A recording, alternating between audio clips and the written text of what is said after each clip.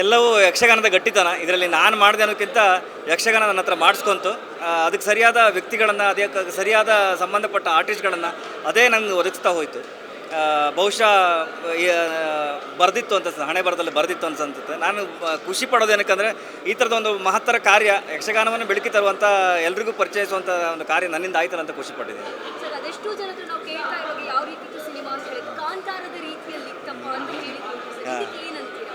ಭಾಳ ಖುಷಿ ಆಗುತ್ತೆ. ಅಂದರೆ ಒಂದು ಮಣ್ಣಿನ ಕತೆಗೆ ಇಷ್ಟೊಂದು ಜನ ಪ್ರೀತಿ ಕೊಡ್ತಾ ಇರೋದು, ಅದು ಆ ಮಣ್ಣಿನ ಗಟ್ಟಿತನ. ಇಲ್ಲಿ ನಾವು ಮಾಡಿದ್ವಿ ಅನ್ನೋದಕ್ಕಿಂತ ನಮಗೆ ಆ ಪ್ರೇರಣೆ ಬಂತಲ್ಲ, ಮಾಡಬೇಕು ಅಂತ ಪ್ರೇರಣೆ ಬಂತಲ್ಲ. ಕಾಂತಾರದ ಒಂದು ಮಣ್ಣಿನ ಸೊಗಡಿನ ಕತೆ ರಿಷಬ್ ಶೆಟ್ಟಿ ಅವರು ತರದೇ ಇದ್ದಿದ್ರೆ ಬಹುಶಃ ಇವತ್ತಿಗೆ ನಾನು ಇನ್ನೊಂದು ಹಂತದ ಬೆಳವಣಿಗೆ ಮಾಡಲಿಕ್ಕೆ ನಮ್ಗೆ ಧೈರ್ಯ ಸಾಕಾಗ್ತಾ ಇತ್ತು. ಪ್ರತಿಯೊಬ್ಬರು ಒಬ್ರಿಗೊಬ್ರಿಗೆ ಇನ್ಸ್ಪೈರ್ ಆಗಿದ್ದೀವಿ. ಸೊ ಎಲ್ಲವೂ ದೈವಿಚ್ಛೆ, ಅದು ನಮ್ಮ ಕೈಲಿ ಏನಿಲ್ಲ. ಯಕ್ಷಗಾನ ಅನ್ನೋದನ್ನ ಸಿನಿಮಾದಲ್ಲಿ ಅಲ್ಲಲ್ಲಿ ಬಳಸ್ಕೊಂಡಿದ್ದು ಉಂಟು. ಹೌದು. ಬಟ್ ಒಂದು ಫುಲ್ ಫ್ಲೆಜ್ ಅದನ್ನ ತೆರೆ ಮೇಲೆ ತರುವಂಥದ್ದು, ಮೇಲಾಗಿ ಕರ್ನಾಟಕ ಚಕ್ರವರ್ತಿ ಶಿವರಾಜ್ ಕುಮಾರ್ ಅವ್ರನ್ನ ನೀವು ತರ್ತೀರಾ.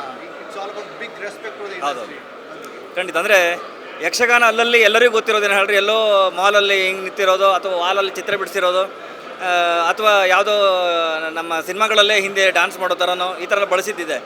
ಸೊ 3 ಜಿಲ್ಲೆಗೆ ಬಿಟ್ಟರೆ ಉಳಿದವರಿಗೆ ಅದರ ಘನತೆ, ಅದು ಯಾವ ರೀತಿ ಆಗ್ತಾ ಇದೆ, ಅದರಿಂದ ಎಷ್ಟು ಇನ್ಫಾರ್ಮೇಷನ್ಗಳು ಸಿಗ್ತಾ ಇದೆ.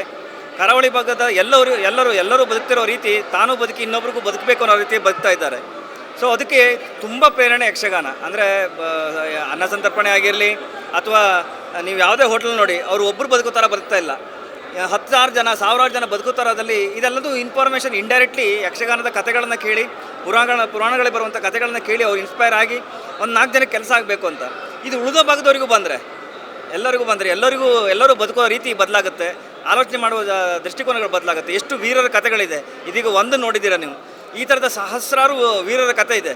ಅದನ್ನೆಲ್ಲ ಕೆದಕಿ ಒಂದಿಷ್ಟು ಇನ್ಫಾರ್ಮೇಷನ್ಗಳು ಜನರಿಗೆ ಬಂದರೆ ಇನ್ನೊಂದಿಷ್ಟು ಈ ಕಥೆ ನಂಗೆ ಟ್ರಿಗರ್ ಮಾಡಿದಷ್ಟೇ ನನ್ನ ಜೀವನ ನಾನೇ ನೋಡ್ಕೊಂಡಂಗೆ ಆಯಿತು. ಅಂದರೆ ಝೀರೋದಿಂದ ಏನೂ ಇಲ್ಲದ ಒಬ್ಬ ವ್ಯಕ್ತಿ ಕುಂತಳದ ಮಹಾರಾಜ ಆಗ್ತಾನೆ, ಹೇಗೆ ಸಾಧ್ಯ? ಅದು ನನಗೆ ತುಂಬ ಇಷ್ಟ ಆಗಿದೆ. ಅಂದರೆ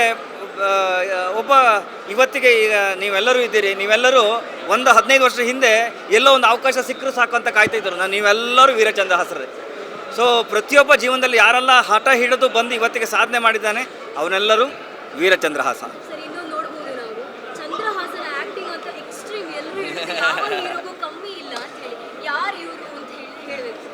ಯಕ್ಷಗಾನದಲ್ಲಿ 4ನೇ ವರ್ಷಕ್ಕೆ ಏನು ವೇಷ ಹಾಕಿ ಎಲ್ಲ ಕ್ಯಾರೆಕ್ಟರ್ಗಳು ಎಲ್ಲರೂ ಅಂದರೆ ಚಿಕ್ಕ ವಯಸ್ಸಿನಲ್ಲೇ ಯಕ್ಷಗಾನದಲ್ಲಿ ಪಳಗಿ ಅದನ್ನು ಏನೋ ನಿದ್ರೆ ಕಣ್ಣಲ್ಲಿ ಎದ್ದರೂ ಆ ಮಾತುಗಳನ್ನ ಆಡುವಂಥ ಕೆಪಾಸಿಟಿ ಇರೋರು.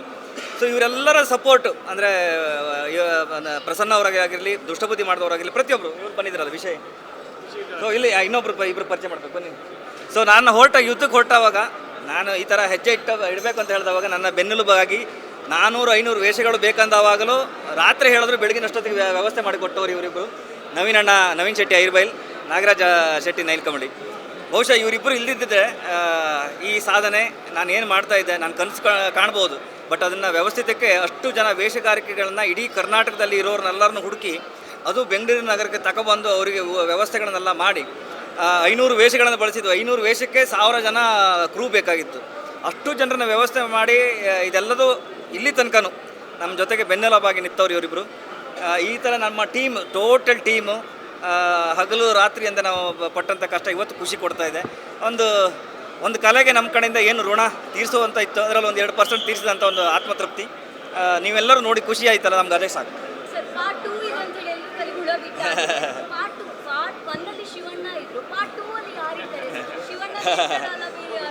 ಸೊ ಪಾರ್ಟ್ 2 ನಿಮಗೆ ಹಿಂಟ್ ಕೊಟ್ಟಿದ್ದೇನೆ ಅಂತ ಹೇಳಿದ್ರೆ ಅದರಲ್ಲಿ ಎಷ್ಟೊಂದು ಕಥೆಗಳಿದೆ. ಬಹುಶಃ ಅದೊಂದು ಇನ್ನೊಂದು ರೂಪ ರೇಷೆ ತಗೊಂಡ್ರೆ ಈ ಥರದ ಕಥೆಗಳು ಇನ್ನೊಂದಿಷ್ಟು ಜನರಿಗೆ ಮಾದರಿ ಆಗ್ಬೋದು, ಇನ್ನೊಂದಿಷ್ಟು ಐ ಓಪನರ್ ಟಾಪಿಕ್ಗಳು ಜನರಿಗೆ ಸಿಗ್ಬೋದು, ಎಂಟರ್ಟೈನ್ಮೆಂಟ್ ಸಿಗ್ಬೋದು ಅಂತ ಉದ್ದೇಶಕ್ಕೆ ಅದರಲ್ಲಿ ಇನ್ನೂ ಕಥೆಗಳಿದೆ. ಇನ್ನೂ ಹಿಂದಿನ ಕಥೆಗಳಿದೆ, ಮಧ್ಯದ ಕಥೆಗಳಿದೆ. ಸುಬುದ್ಧಿ ಮಹಾರಾಜರದ ಕಥೆಗಳನ್ನು ನಾವು ತೋರಿಸಲೇ ಇಲ್ಲ ನಿಮಗೆ, ಮಹಾರಾಜನ ಕಥೆಗೆ ತೋರಿಸಲೇ ಇಲ್ಲ. ಸೊ ಕೈರಾಳಿ ದೇಶದ ಕಥೆ ತೋರಿಸಲಿಲ್ಲ, ಚಂದ್ರಹಾಸನ ಬಾಲ್ಯ ತೋರಿಸಲಿಲ್ಲ, ಚಂದ್ರಹಾಸನ ವೀರ ಕಥೆ ತೋರಿಸಲಿಲ್ಲ. ಸೊ ಇದೀಗ ಶುರು ಅಷ್ಟೇ. ಭಗವಂತ ನಡೆಸಿದ್ರೆ ಏನಾಗಬೇಕು, ಆಗ್ಬಾರ್ದಂತ ಏನಿದೆ ಸರ್? ಹೌದು, ಖಂಡಿತ ಅದು ಭಾಳ ಖುಷಿ ಆಯ್ತು ನಮಗೆ. ಅಂದರೆ ನನ್ನ ಎಲ್ಲ ಸಿನಿಮಾಗಳಿಗೂ ನನ್ನ ಸಂಗೀತ ನಿರ್ದೇಶನದ ಎಲ್ಲ ಸಿನಿಮಾಗಳಲ್ಲೂ ಪ್ರತಿ ದಿವಸ ಫಸ್ಟ್ ಶೋ ಆದಮೇಲೆ ನಾನು ಫೋನ್ ಹಿಡ್ಕೊಂಡು ಕೂತ್ಕೊತಾ ಇದ್ದೆ, ಅಪ್ಪು ಸರ್ ಕಾಲ್ ಬರುತ್ತೆ ಈಗ ಮಾತಾಡಬೇಕು ಅಂತ. So today I am sorry